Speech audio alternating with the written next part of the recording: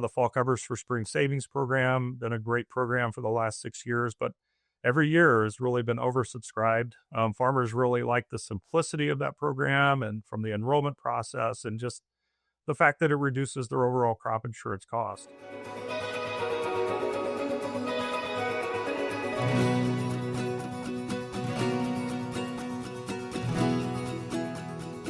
Hi, and welcome to Illinois Corn TV. I'm Megan Dwyer, your host for today, and I'm joined by Kristopher Reynolds from American Farmland Trust. Thanks for joining us today, Kris. We're going to jump right into some questions. All right. I know, Kris, I've had the pleasure of working with you now the last 5 years, and you've had a diverse background in conservation, and now you're serving as the Midwest Regional Director for American Farmland Trust. So from your perspective, how has conservation evolved over the years? Yeah, it's a great question, and thanks for having me on today, Megan. Really appreciate it. When I first started working in conservation almost 24 years ago, I was really focused. I worked as a resource conservationist for my local soil and water conservation district, and it was just a great way to start my career in conservation, working directly with farmers, on the land. And at that time, my focus was really on a lot of structural practices, working with farmers. They would come in and say, "Hey, I've got some really bad gully erosion happening in my field. Can you help?" And working with them to identify those concerns and identify some practices that would help eliminate that gully erosion. And so a lot of times that was our focus was on water and sediment control basins. We were focused on grass waterways and terraces. And it was really just, addressing those concerns, but not really taking the whole picture into account of what all was going on in some of those fields. What do you think are some of the biggest misconceptions then about conservation that hold farmers back? And as you think back on this robust career, do you have a success story that sticks out on something that you're especially proud of or, really think was a big turning point?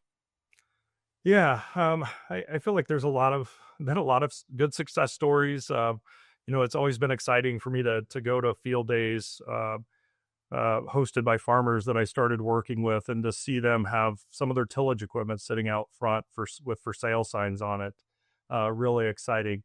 But I think one that I'll point to specifically is more. I'll start with the landowner side of things, and something here in Illinois, over 60% of the land is owned by a non-operating landowner.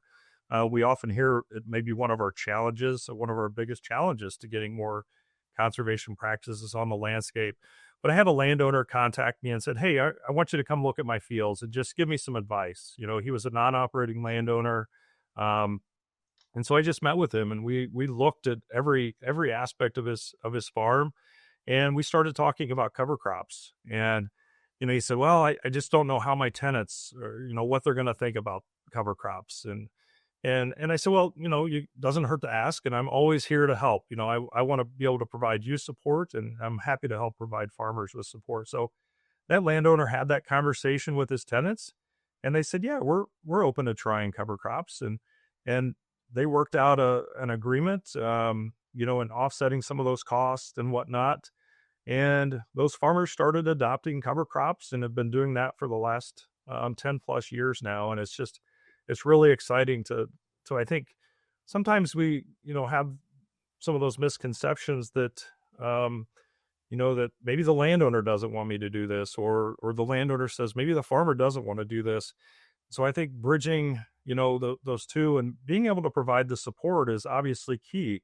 You have to have someone at that local level that can provide that technical assistance to both the farmer and the landowner. And again, going back to like setting them up for success. Yeah, great. And you bring up a point. I mean, it's more than just a practice. It's thinking about how can we influence this whole systems change. And it goes from the landowner to the technical assistance to the financial assistance. And there's just so many needs out there that need to be addressed to make sure everybody's successful in this. So if we think about this, do you have any ideas or thoughts around policies or incentives that you think would really help more farmers adopt? We look at a state like Illinois, we've got about 22 million acres of row crops. We can say we've got maybe 1 million acres or so of cover crops today. Like, what are the things that could really drive that adoption? Yeah, well, I think as we both know, I mean, there's a lot of great programs out there, both public and private programs. And most of those programs today are currently oversubscribed. One of the programs that we're rolling out this year is the producer-led or farmer-led watershed initiative. This is really, it's based off of a successful program in Wisconsin, where it's putting some of that power in the hands of the farmers.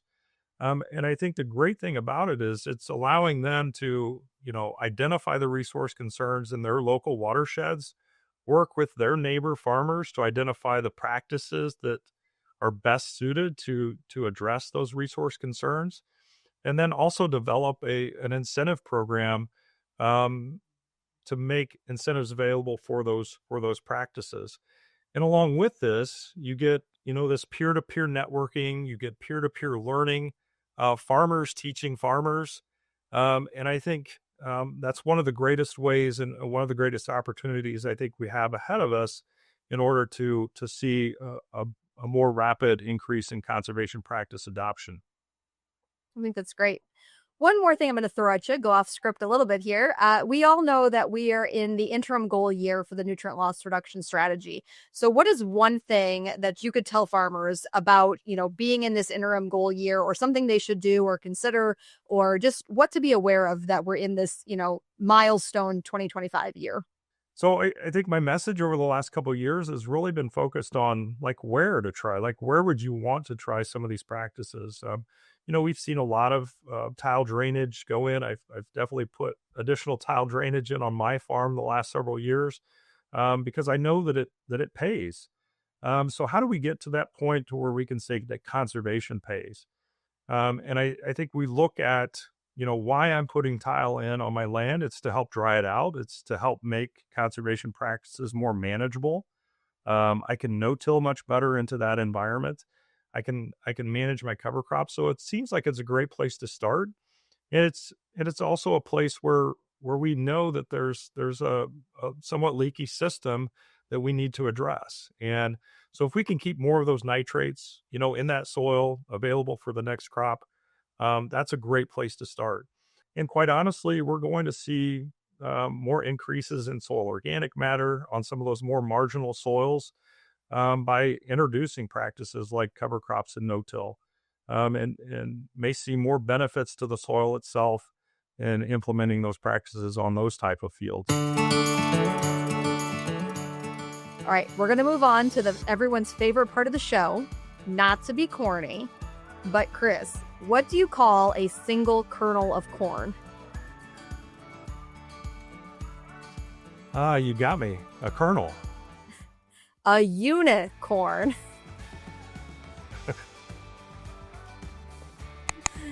All right. Cool. Thank you, Kris, for joining us today. We greatly appreciate your time and your expertise and your dedication to conservation. Thank you, Megan. Appreciate it.